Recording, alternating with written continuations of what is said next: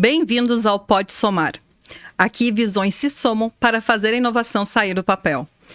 Eu sou Juliana Kuhn. Trabalho onde a inovação costuma emperrar. Nos processos, nas pessoas e na cultura, que são as coisas que deveriam sustentar a mudança, mas que geralmente são as que sabotam ela. Aqui a gente soma as nossas visões com as visões de algum convidado que vive a inovação na prática. Nada de conversa maquiada, nada de futurismo vazio. É inovação como ela realmente acontece, com boas histórias, bons debates e algumas boas risadas, por que não? Se você quer entender como as ideias saem do papel, viram operação e transformam as empresas, então soma com a gente. Vamos para a ideia que soma de hoje. A inteligência artificial não está só transformando as empresas, ela está revelando quais delas ainda operam com modelos ultrapassados. Usar a inteligência artificial para fazer a mesma coisa, só que mais rápido, é um grande erro. E eu adicionaria que é um grande desperdício também. Empresas que continuam com estruturas rígidas, fluxos lineares e decisões concentradas obtêm resultados muito limitados na adoção da IA. A mudança real acontece quando ocorre um redesenho do trabalho, de papéis, de processos, de governança e da relação entre pessoas e sistemas. Isso exige repensar também como formamos os profissionais capazes de operar nesse novo contexto. Essa é a ideia que soma. Hoje é um dia muito especial, porque temos uma convidada maravilhosa, que eu tenho muito prazer em apresentar, que eu tenho muita admiração, vocês vão notar durante a minha fala, vou tentar não tietar muito. A conversa é com a Andréia Paiva. Ela é diretora da pós-graduação digital da FIAP, que faz parte do Grupo Halo, um ecossistema que junta a Lura, FIAP, PM3 e agora Startse, né? É isso. Para formar gente que precisa entregar resultado no mundo que muda toda semana. Ou seja, se tem alguém que está na linha de frente tentando entender o que o mercado pede e depois transformar isso em informação, é ela. A Andréia tem mais de 20 anos de carreira passando por tecnologia, auditoria, consultoria, com experiências em empresas como Ernst & Young, PwC e Accenture. Sempre muito próxima de dados, risco e decisão real de negócio. Mas talvez o movimento mais interessante da trajetória dela foi de sair desse mundo mais técnico e ir para a educação. Não só como quem ensina a teoria, mas como quem precisa traduzir um mercado caótico em uma coisa que ainda faz sentido para quem está construindo carreira. Ela é doutora, respeite, pela Universidade de São Paulo, mentora de executivas, aliás, mentora de muitas pessoas, colunista sobre inteligência artificial e host de podcast. Mas, no final, o trabalho dela é um dos mais difíceis de hoje. Ajudar a formar profissionais para empregos que talvez nem existam ainda. E isso, convenhamos, já seria um tema para um podcast inteiro. Então, seja muito bem-vinda, Andréia. Ai, Ju, obrigada.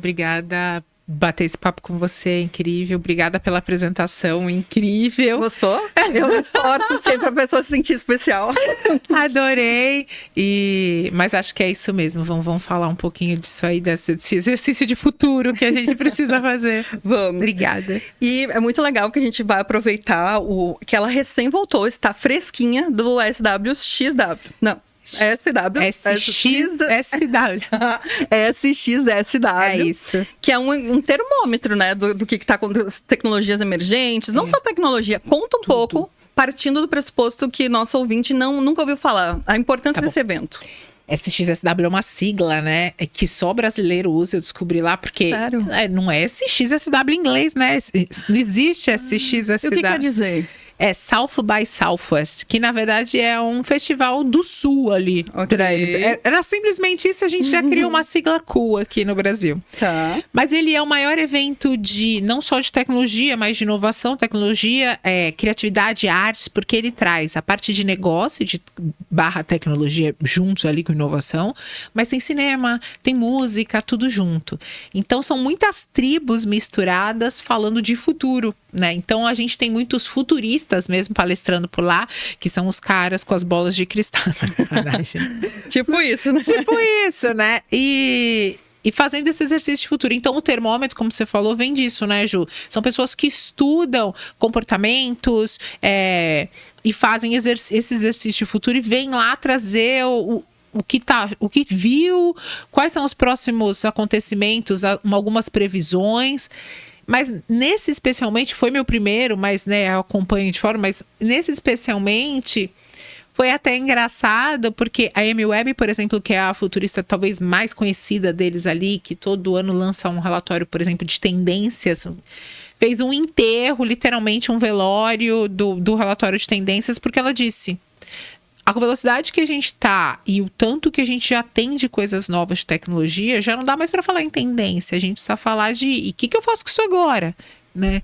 Então, o mood do mundo, né, nos próximos anos, e tem outro turismo que deu até mais ou menos, meio que profetizou, nos próximos 2 anos, a nossa missão é: a gente já inventou bastante coisas. E agora? Como é que a gente cria valor com essas coisas para as empresas, para a carreira da gente, né? Legal. E aí me veio logo essa questão da diferença entre invenção e inovação, né? Porque só a inovação quando realmente gera valor. Então, talvez muito dessas invenções, ninguém tenha parado para orquestrar ou pensar como fazê-las gerar valor. Talvez por isso que a Amy tenha falado em convergência. Convergência, eu acho que esse conceito que você trouxe é ótimo, né? Porque, por exemplo, se a gente for olhar a história de tecnologia, a gente não precisa ter um olhar técnico para isso. Se você pegar, por exemplo, quando eu comecei a trabalhar ter computadores, ou usar computadores, ou ter sistemas, isso antes de mim até, era sinônimo de vantagem competitiva. E aí, esses recursos começaram a ficar mais acessíveis, falando em investimento mesmo. Então, toda empresa tem computador. Ninguém hoje questiona se a empresa tem um computador. Então, aí ele não é mais vantagem competitiva, ele passa a ser o mínimo para você começar a jogar. E acho que esse é o ciclo. Se você olhar para a década de 90, e aí eu já trabalhava, então eu tive um cliente aqui no Sul, que é a GCO, que é em Canoas, que eu participei da implantação do RP deles lá atrás. Um RP era uma empresa grande, com um estado super organizado, era isso que... Hoje já não é mais um grande diferencial. Tem um sistema de gestão? Não, básico. Né? E a gente está passando por esse período, por exemplo, com inteligência artificial, que é uma tecnologia que nasceu na década de 50, na verdade, e foi evoluindo como tecnologia, mas sempre não acessível para todas as empresas, né? E eu falo que a IA generativa, né, os GPTs, os chats da vida, fizeram um grande movimento de democratização do acesso à IA, né? Porque era só para pessoa muito técnica ou com um grande poder de investimento, né? Ou pessoas ou empresas.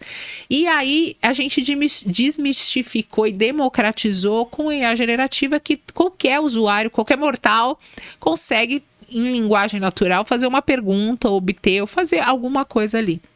Perfeito. Então, a partir do momento que fica acessível para todo mundo, já não é mais vantagem competitiva. Então, acho que a lógica vem exatamente disso, de agora que tá todo mundo consegue, de uma certa forma, ter acesso a essas tecnologias. O que a gente vai fazer com isso?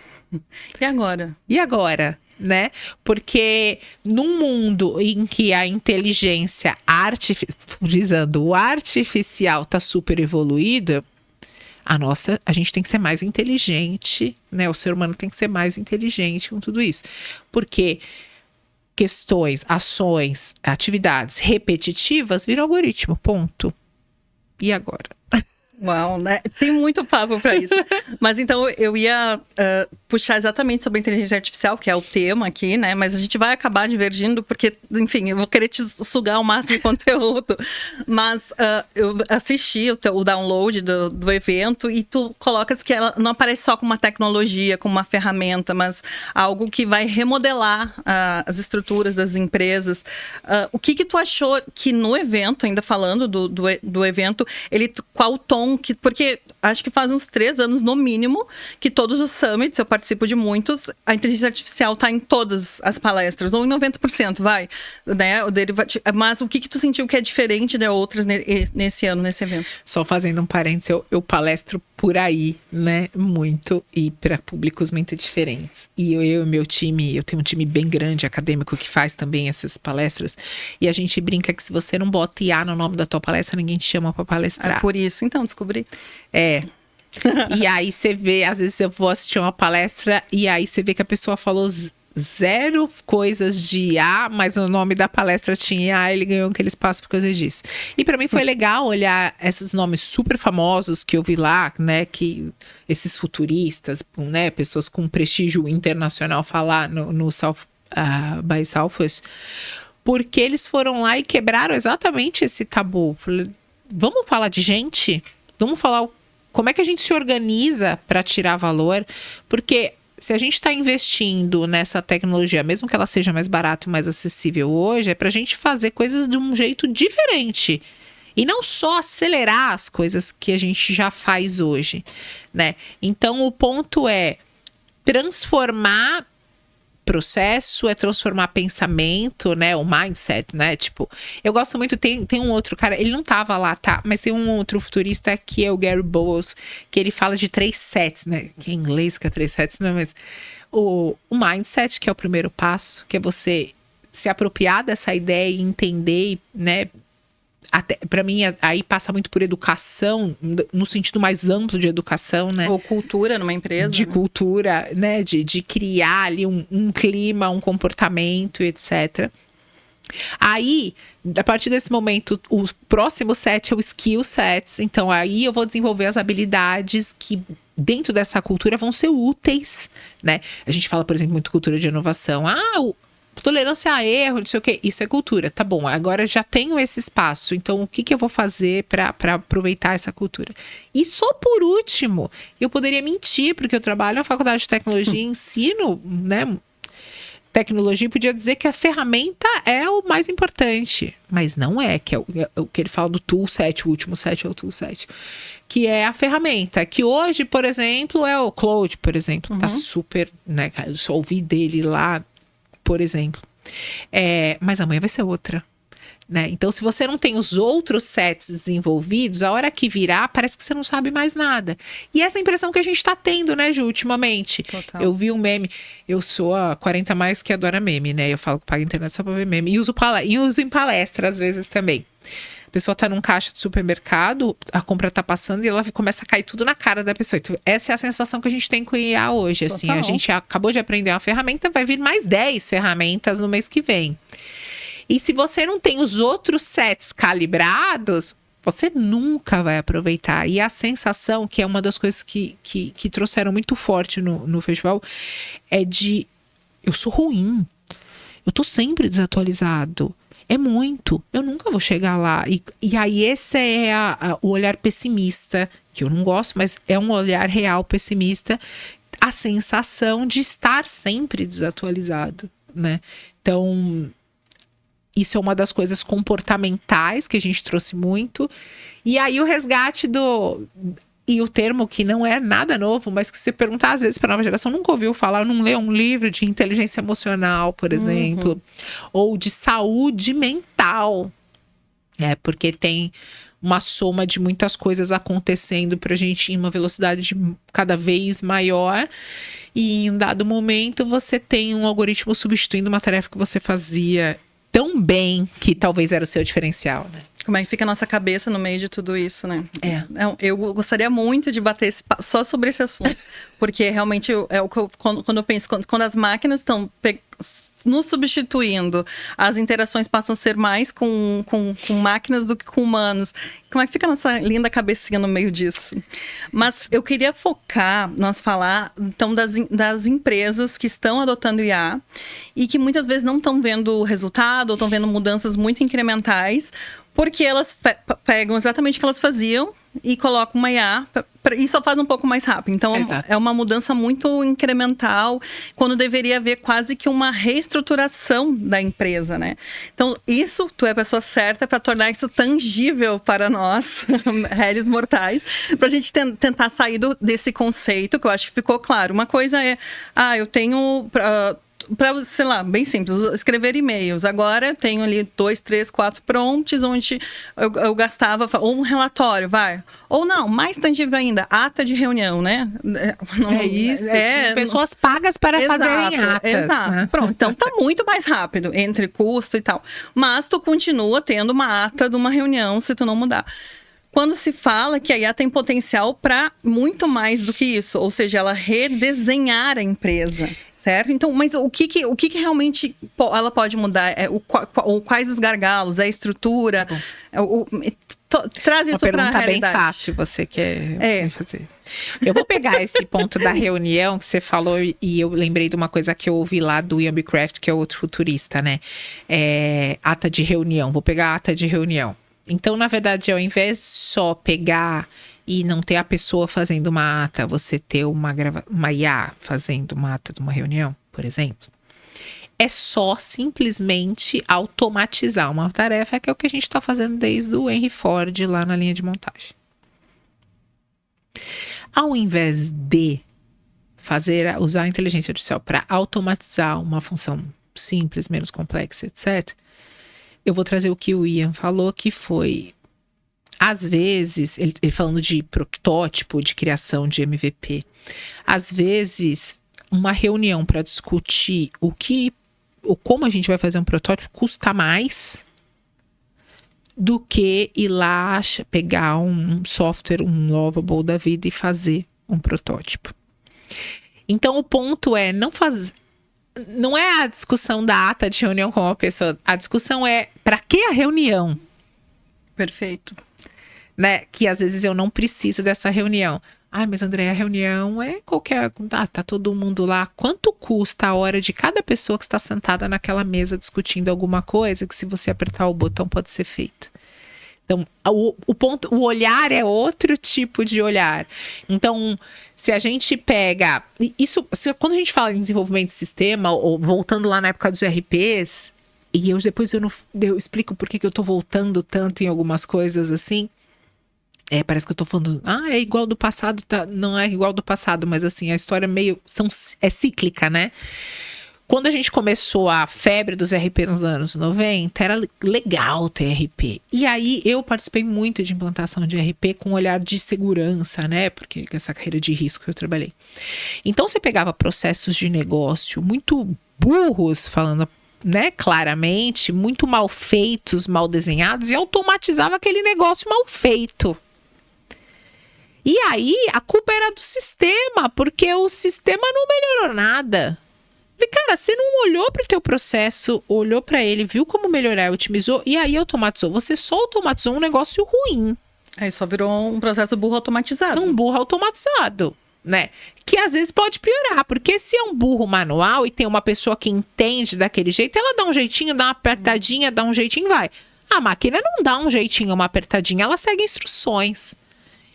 Mas a inteligência artificial não é inteligente. Ela segue instruções. Claro. Então, é a mesma coisa quando a gente fala hoje desse nova frente, novo modelo com muita mais velocidade de IA, dessa substituição de atividades humanas por algoritmos, por máquinas e etc. Mesmo que esteja dentro de um robô ou dentro só do seu notebook, ela é uma automatização.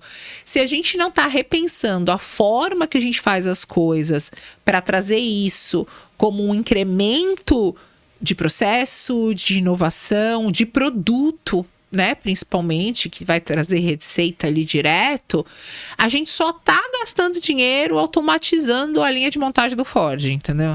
Entendi. Então tem muito a ver com, primeiro, olhar para os fluxos e para os processos, ver o que agrega valor, que faz sentido, redesenhar eles de forma que tu não esteja automatizando um processo, repetindo o que foi feito nos anos 90, 80 começou a RP, enfim. 90, acho que no Brasil, 90 era mais, né? É isso. Isso, e também tem os agentes de IA, que se fala muito, mas se entende pouco. Eu já notei que tem muito discurso vazio. Explica o que é um agente de IA para nós. Vamos lá. Vou começar de... Vou de professora. Vai. Tu falou que estava com saudade, então vai. IA generativa é um modelo, vou falar bem simples, e os técnicos que me perdoem, né? Não briguem comigo, meu time vai brigar comigo. A IA generativa é uma evolução, eu vou fazer entre aspas, evolução pelo lado de ser acessível a todo tipo de pessoa e não só técnico, tá? É uma evolução da IA que democratizou, porque ao invés de eu ter complexidade para trocar com uma IA, pedir, ela usa uma linguagem natural, que é a nossa fala, é a nossa escrita, é o jeito que a gente se comunica. Quem nunca brigou com uma Alexa, né? Não, né? Então, você é burra, né? Então, assim, a IA generativa é isso. Mas quando você tá no ChatGPT, por exemplo, e você pede lá, crie para mim um roteiro para um podcast com base... A Andréia, toma o LinkedIn dela, toma não sei o quê, não sei o quê, não sei o quê. Legal. Se você quiser pegar esse roteiro e transformar ele num vídeo, numa vinheta, não sei o quê, provavelmente você vai ter que sair dali, pegar o que você pegou, ou ir para um outro chat, ou ir para um outro, e copiar e colar e começar o processo de novo. E ir de chat em app de IA generativa para outro app de IA generativa que... O que o agente faz? Ele faz isso para você. Essa inteligência. Já é um segundo passo, né? E a gente ainda não aprendeu o primeiro, hein? A gente não aprendeu a pedir ainda pra generativa uma coisa legal. Todo mundo acha que já sabe o prompt, mas não, concordo. Não. E então a gente, essa orquestração de IAs que tu não precisa pegar o roteiro, colar numa IA generativa de vídeo. Imagina que vou fazer de novo aspas, tem vídeo, né? Com vídeo pra fazer de novo aspas para ninguém, nenhum técnico bater, mas imagina que ele é um robô, vai. Sim. Ele vai juntar todas essas instruções e ele pode ter as APIs, né? As ligações de um software para o outro, de um lugar para o outro, de um banco de dados para o outro, inclusive aqueles legados que você já tem na empresa, não precisa ser só de IA generativa em IA generativa, mas ele vai fazer essa conversa toda de uma forma inteligente. Então, ele é o próximo nível, vamos dizer assim, perfeito, no uso dessa IA mais fácil que a gente tem hoje. Foi a melhor explicação de agente de IA que eu já recebi. É mesmo? E eu tentei ser o mais básico. Perdão, a licença poética. Não, mas não foi. Mas estou sendo real, não foi demasiado. Eu acho que foi muito bem. Foi o ponto correto. Porque assim, se você tem uma ferramenta que eu gosto muito de olhar, e eu tenho que fazer muitos exercícios de futuro, eu tenho que olhar muitas coisas, que é o Hype Cycle do Gartner, né? Se você olhar no Hype Cycle lá, ele tem as tecnologias que estão subindo, os que estão aqui no topo e que já estão depreciando. No vale da desilusão. No vale da desilusão. Se você olhar IA generativa esse ano, 25, né? 26 a gente não tem. Ele já tá descendo aqui e quem tá lá em cima é o agente. Perfeito. Porque segura... É praticamente o próximo nível, ótimo, né, da utilização dessa criação que os homens fizeram. Vai. Então, múltiplos agentes vão desempenhar essas tarefas e por isso que se fala da liderança também ser líder de agente agora. Porque isso para mim é uma coisa que eu vi em tua palestra, já vi uns 2 anos atrás, mas ainda me parece meio que intangível. Mas faz sentido que se tu tem desempenhando papéis que antes eram feitos por pessoas, tu tem agente, tu vai precisar um líder, mesmo que não seja um líder da liderança que, como a gente entende, que é dar feedback, mas tu precisa orquestrar e monitorar ele de alguma maneira. Sim, sim. Porque assim, você imagina que você foi lá e fez a lição de casa direitinho, Ju. Vamos melhorar esse processo. Primeiro a gente esquece a tecnologia, olha para ele. Qual o objetivo desse processo? E eu falo que eu paguei muito o leite do meu filho redesenhando o processo. Isso antes da IA ainda, que eu ia lá, perguntava para as pessoas o que ela fazia, escrevia o que elas faziam, porque ela não sabia o que fazia e dava uma solução para melhorar aquilo. E o meu olhar sempre foi com risco, né? Então, mas para melhorar aquilo de alguma forma. Mas basicamente a informação não era minha, era a pessoa que tinha que me contar o que ela fazia. Então parece simples, mas a gente não aprendeu a fazer até hoje. Com certeza. Isso. Eu aprendi porque eu fiz um MBA na área de engenharia de produção e tinha muito na parte de desenho de processo, fluxograma. E tu acha, é só fazer. Cara, vai desenhar um processo real. Que as pessoas, assim, na prática, a gente começa a fazer as coisas, se não parar pra pensar, vai fazendo na empresa, aí adapta por causa disso, aí vai por causa disso. Aí aquela pessoa, na cabeça dela, com as bases em vozes da minha cabeça, decidiu fazer aquilo e aí entrou um funcionário novo, ela ensinou do jeito que ela faz, porque é do jeito que ela quer fazer. E aí vai se criando umas verdades que na verdade foi porque ninguém parou para pensar a melhor forma de fazer aquilo. E aí imagina que ninguém parou para pensar aquilo e aí se automatiza aquilo. É isso que a gente está fazendo. Então pensa, vamos voltar na parte da liderança, né? Que acho que é o que incomoda muito as pessoas. Como ser um líder de um agente de IA? Então imagina assim, você como pessoa de negócio, né? Qualquer pessoa de negócio, de qualquer área, de qualquer negócio, independente do tamanho, etc., tem processos, ponto. Se você, primeiro ponto, precisa tomar consciência dos seus processos, né? E aí tem aquele ponto de, quando você lidera pessoas, a gente fatalmente pode acabar delegando coisas que a gente tinha que estar pensando como líder, porque eu confio nessa pessoa, eu sei que ela vai fazer. E quando a gente fala em a gente, não existe isso. Porque ela não vai saber, tipo, putz, a Ju gosta desse jeito aqui. E eu brinco hoje, por exemplo, que assim, eu sou super folgada com produção de vídeo, etc. Porque eu tenho um estúdio subordinado a mim hoje. Então, talvez, mas é tão fácil, o pessoal grava no celular, posta, edita rapidinho no app. Eu não sei fazer isso. Por que eu não sei fazer isso? Porque eu nunca precisei fazer isso. Né? E aí isso a gente faz nas empresas normalmente. Então vai exigir dos líderes conversarem com agentes inteligentes por um lado, mas com uma inteligência super delimitada, porque ele foi treinado para uma coisa específica. Não adianta você querer se vira aí. Não adianta querer proatividade. Ok. Né? E ele vai fazer ser uma das suas pessoas que estão atuando naquele processo. Então, de repente, o processo começa na Ju, passa por 3 agentes, vem para Andréa, retorna para... Então passa... E não adianta você chamar para salinha o agente. Perfeito. Então, esse é o desafio que a gente tem. Todo mundo vai ter como líder hoje, né? Tem aquela frustração que a gente falou no começo da outro podcast, né? Dessa transformação ser tão rápida e a gente achar que não tá dando conta.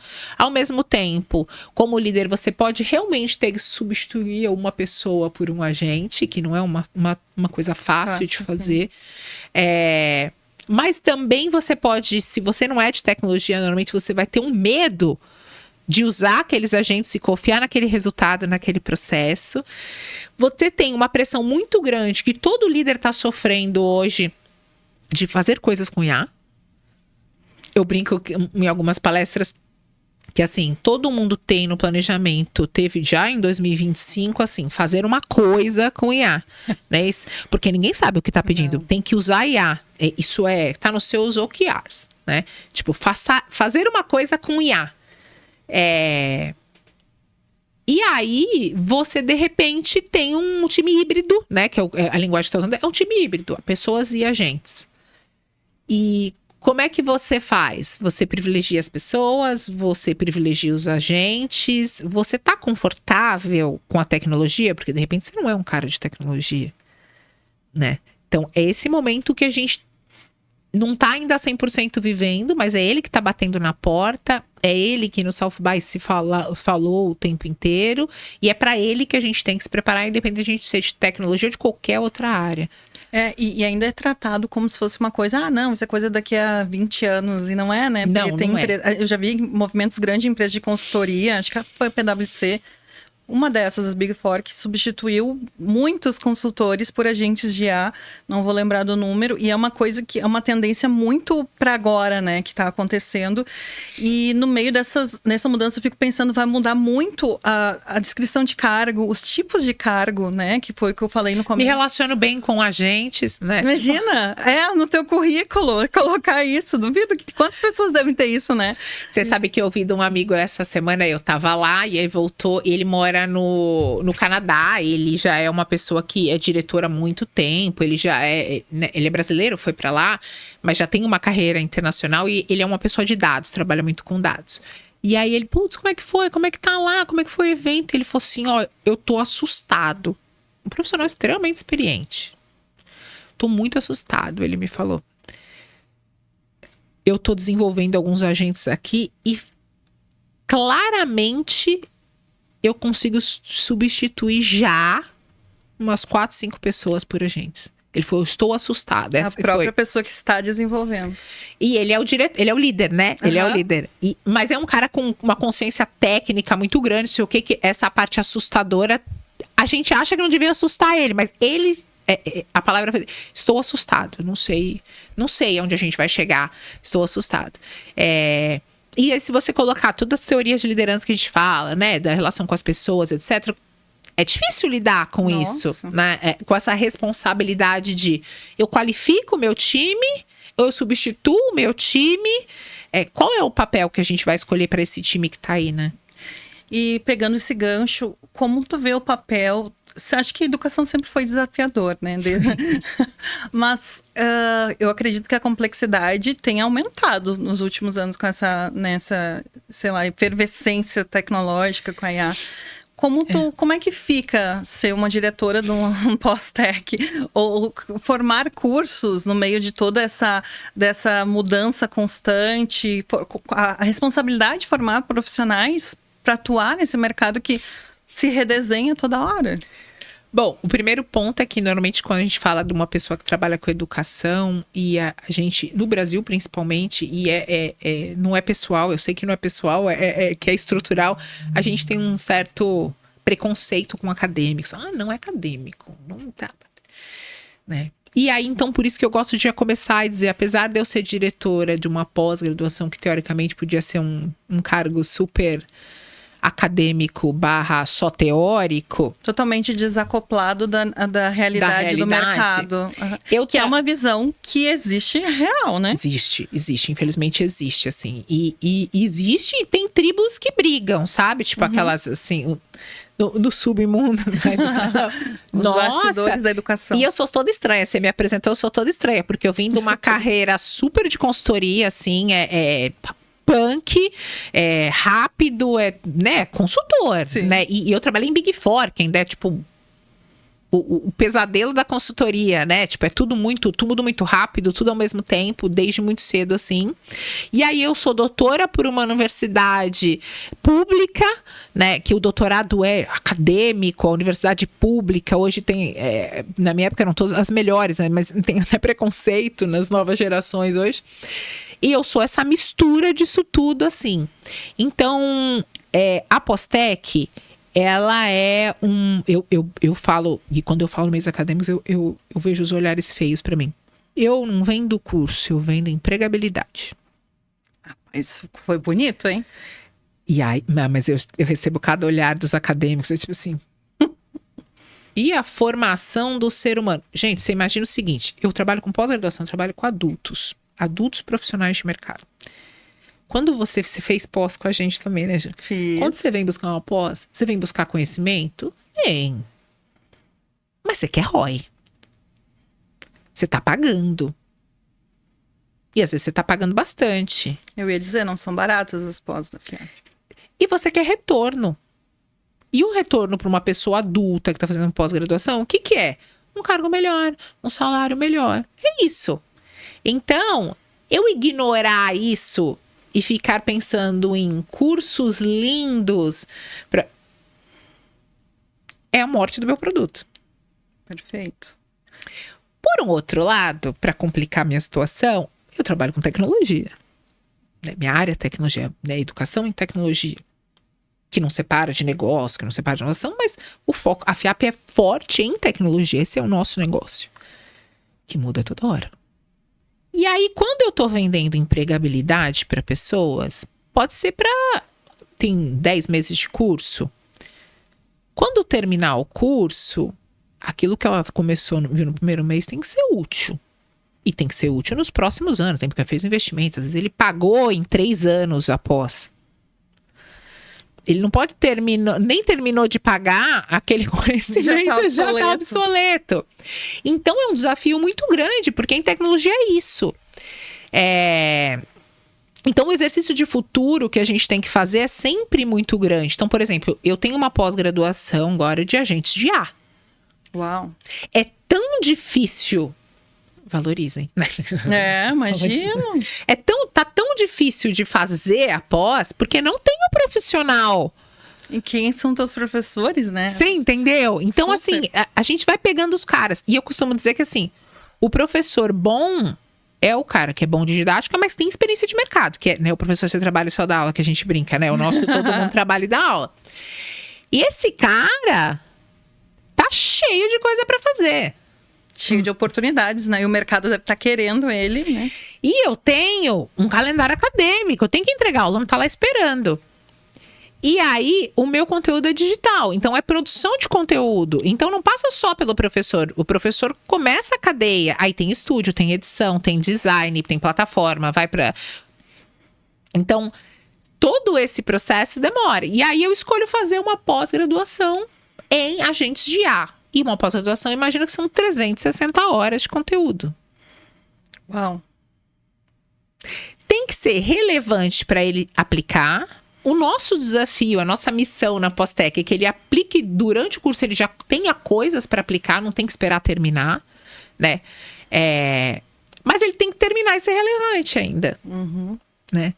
Então, esse é o desafio, o exercício de futuro que a gente tem que fazer para... Putz, é só acadêmico. Não, não é isso. Se você está realmente comprometido em vender alguma transformação na carreira, no meu caso, das pessoas... E na área que eu não tenho opção de fazer... Eu vou fazer um curso do quê agora? Então, tu diria que uma das principais tarefas é estar atenta, fazer esse exercício de futuro. A Email diz que morreram as tendências, né? Mas vamos lá. As convergências. Que agora, né, se fala em convergência, mas é estar atento, dá até alguns chutes qualificados, né? Porque o futurismo... Sim. O futurismo tem um pouco disso. E aí disso, conta o repertório, né? Que é outra coisa que você falou. Aí conta o repertório. Eu tenho 20 anos em educação... de adultos, em pós-graduação. Os meus 20 anos está aqui dentro da pós-graduação com esse público, que foi mudando ao longo dos anos, o público e a forma de educação, mas são 20 anos e, obviamente, um time que está lá na linha de frente. Os meus coordenadores acadêmicos, né, que são... Tech Lead do Mercado Livre, CTO de uma sua própria startup, Dev do Santander, Head de dados do Itaú. Essas pessoas que trazem esse frescor para mim, né? Eu não conseguiria de jeito nenhum fazer sozinha, nem com a gente. Não tem agente de IA para isso. Ainda não tem. Ainda. Certo, então, no caso da FIAP, vamos fazer aqui um merchan, já que tu vê até aqui. Mas tem uma das coisas que ajuda é ter profissionais de mercado para que se mantenham vivendo e ensinando ao mesmo tempo. E é bem legal, assim, né? Porque eu sou uma pessoa que sou head, né? Sou diretora de um produto acadêmico de educação, mas eu sou diretora de um produto. E a gente não é uma ONG, né? Claro. Então, eu tenho que olhar várias outras coisas como negócio, que não só o acadêmico. E eu tenho um time acadêmico fascinado, apaixonado, porque educação é apaixonante, né? Apaixonado pelo que faz e que toda hora tem uma coisa nova e quem colocar mais uma disciplina no curso, por exemplo. Então, de 360, às vezes já tem 500, que é lindo, mas peraí, tem que caber nos 10 meses, tem um custo de produção, né? Por outro lado, são essas pessoas que vão amanhã quebrar a cara lá na empresa dele, que vai falar, foi assim que eu solucionei, a gente não está ensinando isso ainda. Então, como fazer é o que muitas vezes faz a gente chegar na frente com conteúdo, porque se eu ensinasse só a teoria, era mais fácil, mas não servia para nada ali, né, na prática. Muito bem. Então, para pergunta final desse bloco, como tu vê, então, apesar que tu já respondeu, mas organiza tudo que tu já respondeu, o papel não só da FIAP, mas da educação, de todas as instituições acadêmicas para a inovação. Porque aqui a gente está falando de tecnologia e inovação, são coisas diferentes, mas que se conectam muito, né? Até já falamos sobre isso no podcast, que normalmente inovação é só tecnologia, não é. Mas como tu vê o papel, então, das universidades para inovação? Porque o tema inovação tem que estar sempre muito presente, né? Que é o que gera valor. Eu acho que o primeiro passo, que é a responsabilidade das instituições de ensino, deveria ser um espaço para experimentar. Né? É um lugar que você pode errar. E se a partir do momento que você consegue se transformar, e não são todas, tá, que conseguem. Eu já fui aluna e já trabalhei em lugares que não conseguem, que não é um lugar de experimentação, é um lugar de decorar, de ouvir, de absorver, ir embora e testa lá no seu trabalho e descobre se deu certo, né? A FIAP é um espaço de experimentação, onde o aluno vai aprender dentro das metodologias, e nem vou entrar de metodologia, porque, né, isso a gente não precisa só entender a essência, fazendo, de preferência, com problemas reais de mercado para resolver. Lembra que meu aluno é um profissional de mercado e veio aqui para ganhar mais dinheiro e ter um cargo melhor, né?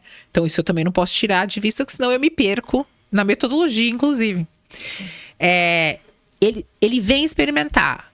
O máximo que pode acontecer aqui, ele tomar um feedback do professor dizendo, cara, você não entendeu nada, não é assim, vem cá, vamos fazer de novo. Até porque na pós-graduação eu tenho o privilégio de não ter que me preocupar como instituição com a nota. Porque, diferente da graduação, por isso que eu tô falando do privilégio, né? Porque é uma questão de regulamentação de MEC, é muito regulado. Então, assim, meu aluno não tá preocupado com a nota dele. Ele tá preocupado em resolver o problema lá no trabalho dele no dia seguinte, mostrar que ele é capaz, né? E crescer na carreira. Então, o feedback é muito mais importante do que a nota. Perfeito. Então, a experimentação fica mais tranquila. Aquela cultura, né? Tolerância ao erro, que a gente fala tanto de educação, tem que começar nas instituições. Que é um dos princípios da inovação, né? Que é um dos princípios da inovação. Rápido e tal. Consegue fazer isso, um espaço seguro para isso. Porque embora seja um discurso bastante falado, ele é um pouco vazio ainda, né? Que a gente fomenta a inovação dentro da empresa, mas na hora que um erro que custa, mesmo que for poucos milhares de reais, mas não, calma, nós temos que errar de graça, então... É isso. E a universidade entra com essa, deveria entrar sempre, mas entra com essa solução para ser um espaço de experimentação, para você errar, para você não só errar, poder errar, Ju, mas também tem muitos lugares por aí, que as pessoas trabalham, muitas empresas, que a pessoa não pode admitir que ela não sabe. Senão ela perde o lugar, o poder, o respeito, que eu acho uma grande bobagem, mas tudo bem, mas a gente sabe que é real, né? E que é diferente quando ele tá ali num momento aluno, ele pode não saber, ele pode admitir que ele não sabe. E há, por exemplo, para executivos, esse é um ponto muito... muito hoje importante, assim, o executivo não quer dizer que ele não entende nada de IA, porque é feio dizer que não entende nada, ao mesmo tempo ele realmente não entende nada, e aí ele começa a pedir a coisa de IA, já vem dali de cima do executivo, porque ele precisa ter IA, porque o futuro é IA, eu saquei, só que eu nem sei o que é, então eu vou pedir, eles que se virem lá embaixo, eu finjo que entendi, né, então existe esse problema de você não mostrar a tua vulnerabilidade dentro, isso é dinâmica de mercado, não tô falando de nenhum lugar específico. E a academia, uma escola é um lugar para você, inclusive, poder, num espaço seguro, ser vulnerável nesse ponto, né? Muito legal.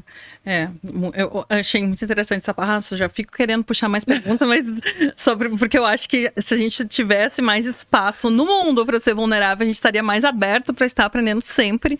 Exato. Porque tem espaços realmente, eu não vou botar a culpa só nas pessoas, assim, eu acho que as pessoas que fazem a empresa também, mas que a pessoa não pode chegar na frente de um time inteiro e dizer, não sei fazer isso. Sim. Né? E aí acho que a gente entra aí. Né? Por isso que eu tenho aluno que termina uma pós, vem fazer a segunda, vem fazer a terceira, e ele mantém aquilo ali como espaço dele de frescor, de vulnerabilidade.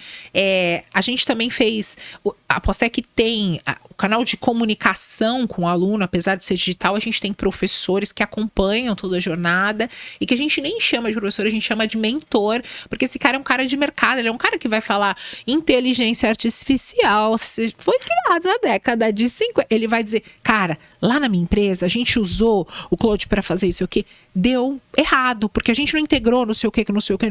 Então, tenta aí. Uhum. Né? Tá muito mais um papel de uma mentoria do que de uma aula. Né?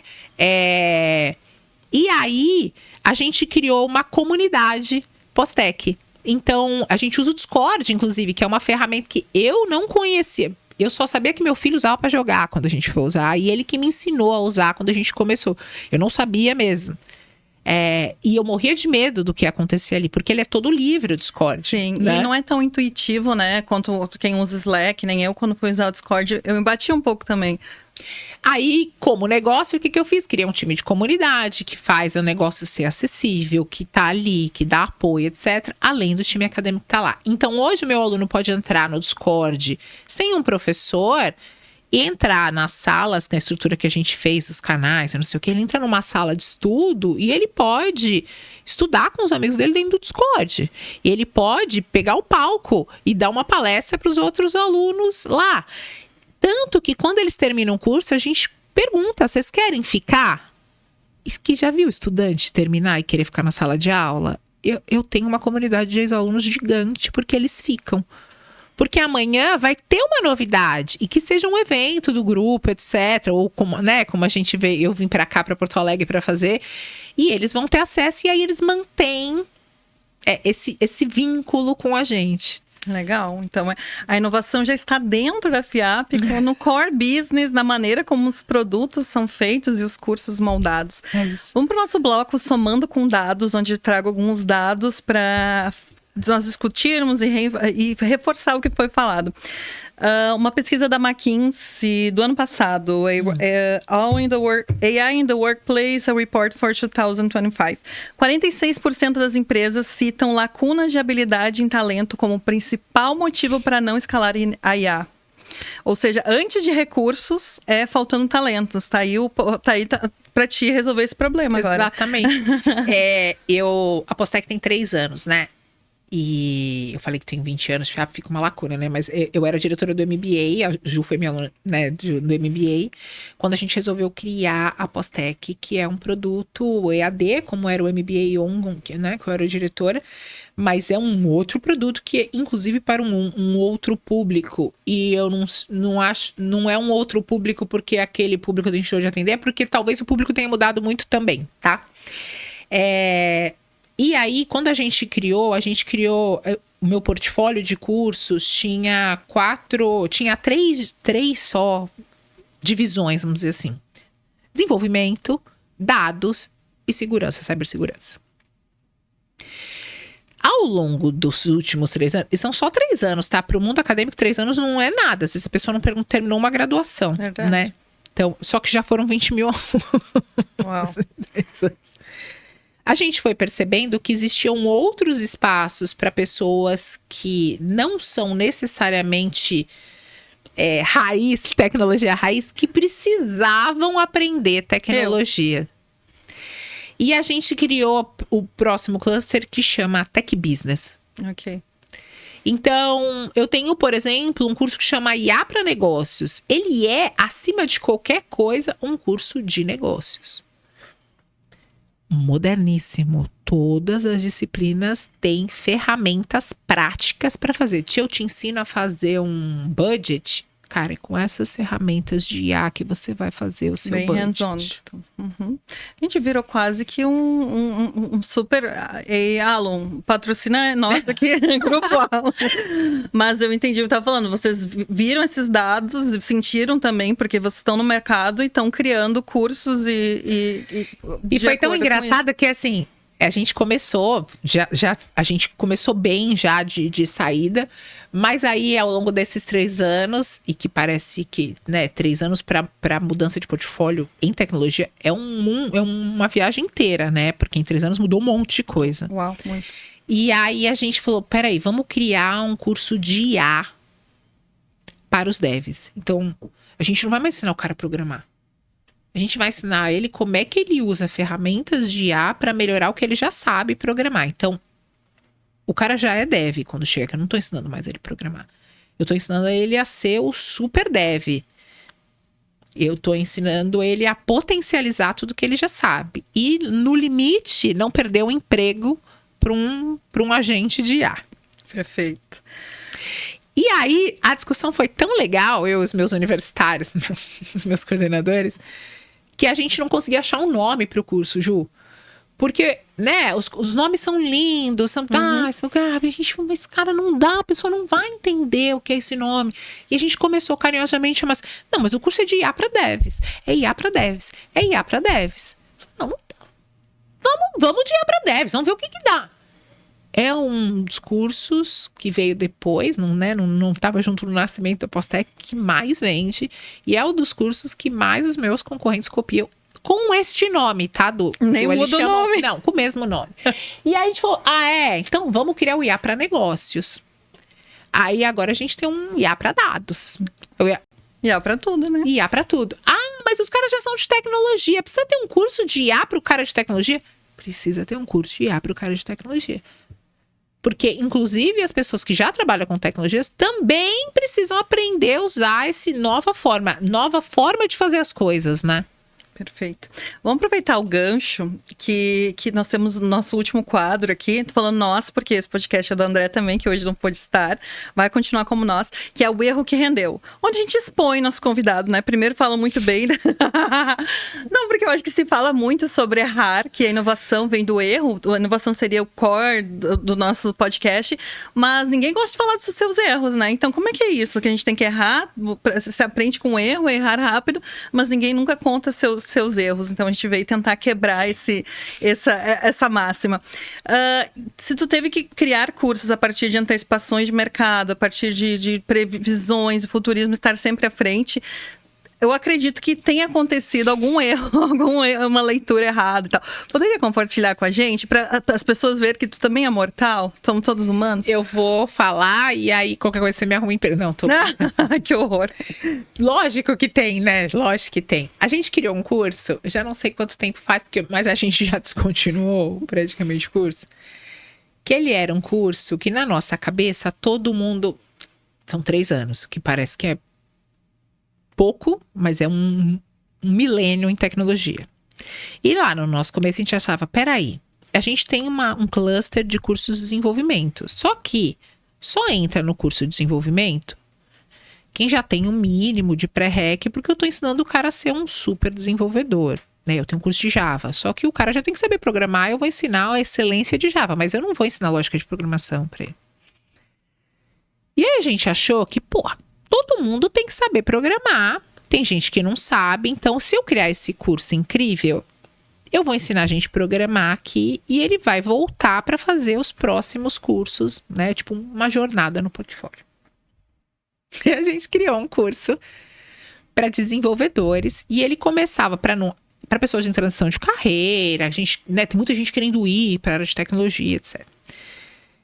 E o começo do curso tinha coisas, tecnologias, né? No code, low code. Putz, você começa assim, você começa a ver resultado, aí você vai colocando mais tech, vai virando um dev para não assustar, inclusive, as pessoas no começo. Lembra que tem um tempo de produzir, tem um tempo de lançar, eu tenho que registrar no MEC o curso. A gente é uma instituição fazendo jabá, nota 5 no MEC, a maior nota. Então é tudo muito certinho, então tem todo esse processo. Eu não tenho uma ideia agora e amanhã tem um curso, né? E que não é, a gente tem um tempo bem recorde. Em 3, 4 meses eu lanço um curso novo. Nossa, é muito rápido. É muito rápido, mas já é muito tempo. Te entendi. E principalmente se eu lancei o curso e já entrou a primeira turma, eu preciso terminar de produzir o curso inteiro, mesmo que seja só para aquela turma. Então, como o negócio pode ser péssimo, claro, né? E a gente lançou esse curso achando que, cara, a gente vai mudar o mundo agora. E o curso, não é que ele teve um número, ele se pagou, então, ok, de business, mas ele foi 0 sucesso, assim, ele não chegou aonde a gente, sabe, o sonho que é, o storytelling, o cenário que a gente construiu, a gente sacou que não existia depois que a gente construiu. Primeiro porque já começou a vir muito IA generativa, muito código com IA e não sei o quê, então a pessoa que não sabia codar começou a ir por este lado. E tem um monte de conteúdo gratuito para esse lado. Por que ele vai fazer uma pós-graduação? Ele ainda está experimentando, né, que os jovens falam, era sabor dev, né? Não é? Era sabor dev. Ele estava experimentando, ele não sabia se ele ia querer ainda. Você acha que ele ia encarar uma pós-graduação já? Então a gente errou muito nesse desenho que talvez até menos na tecnologia, mas muito em quem era o público para esse curso e o que ele estava disposto a investir em tempo, em dinheiro, para migrar para uma área de tecnologia, né? E o disposto não quer dizer se ele tinha, não quer dizer que ele tinha dinheiro, não queria investir. De repente ele não tinha, ele queria migrar exatamente porque ele queria um salário melhor, né? Mas ele ainda não tinha como pagar aquela pós ou entender. Então, a gente errou super nisso. E aí, o curso ficou ótimo dentro do que eles propunham a fazer. E aí, a gente acabou tendo clientes B2B com esse curso.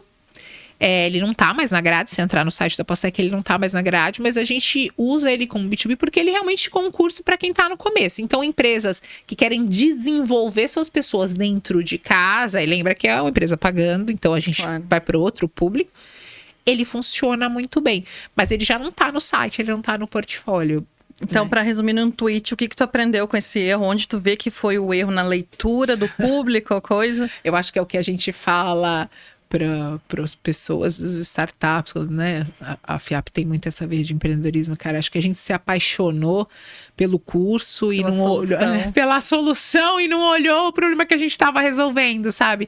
Na cabeça da gente, que não éramos o público do curso, ia ser incrível aquilo, ia resolver todos os problemas. Mas a gente deixou de avaliar ou se colocar no lugar. É um erro clássico, eu acho, de inovação, né? Se colocar num lugar ali. E o mercado também virou super rápido, né? Vieram novas tecnologias que, tipo, não faz sentido a gente começar por aqui, né? Mas é isso, pronto, contei. Pronto, falou. Agradecemos muito, que na tentativa de nós aprendermos também com os erros dos outros e todos nós erramos. Pra gente não errar, né? Exato, porque errar vamos, mas que sejam erros diferentes. Novos erros, então. né? André, estamos no final aqui e acabamos estendendo porque eu não tenho como te cortar, porque eu quero primeiro agradecer muito pela... Eu que agradeço. É uma das primeiras, a terceira convidada, então estou muito feliz de ter aqui. Primeira convidada gente. Mulher. Sou muito feliz por causa de ser um mulherão da porra. Posso falar? Pode, podcast é meu, né? Então, mulher... Posso? Claro que eu posso. Obrigada. Então, estou muito feliz, espero que um dia tu volte. Volto. E para expandir, só aqui ficou uns 3 assuntos que eu já pensei, nossa, isso aqui eu quero gravar de novo com o André. Vamos gravar.